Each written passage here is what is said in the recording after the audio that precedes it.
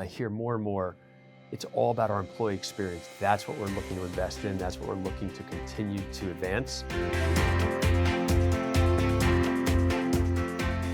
Finding and keeping great talent is topping the agenda at many organizations. The question isn't if companies should invest in their people, it's how. To talk about trends in talent strategy, we're joined by Dave Greenberg and Christian Gomez. Thanks for being here. Thanks for having us, Tammy. Dave, how are you seeing organizations shift their strategies and put people truly at the center? It's a great question. So, over the last 20 years, what I feel like we've seen is this transformation of HR and HCM really designed for the HR department, really to the employee experience. And I think that's because people are realizing that the employees, their talent, is actually their competitive advantage.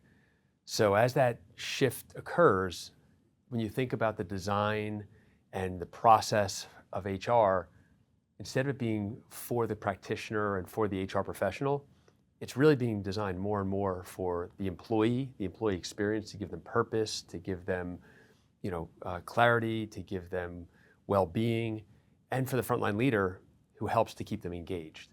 And so that's really the big shift that we've seen.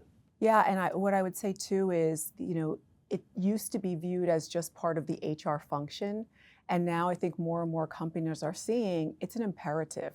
As we think about leaders becoming more proactive, it raises another question. So Christian, how can organizations balance short-term performance goals with long-term investment in employee development? I think it's a fascinating question, and it's the right question to ask because a lot of organizations are asking themselves the same things. But the thing is that I don't think they're mutually exclusive. What we've seen is that when you have intentionality around the human capital initiative, particularly like the ones that Dave talked about, the ones that are impacting the employee's experience, it is important that when you're designing them, you're thinking about the net outcome. So one of the things that we've really recommended and seen organizations do really well is, as you're designing an initiative that's going to be launched, start to think about the financial impact that it's intended to have.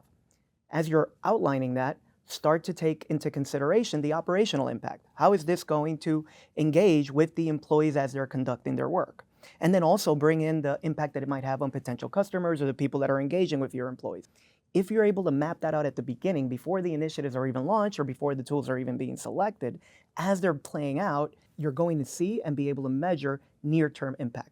I'm not talking necessarily about days, but definitely within months or quarters, you will be able to identify the operational impact that the initiative is having, subsequent impact that it might be having on your customers, and then all of that would be connected to the financial impact that matters most to the business.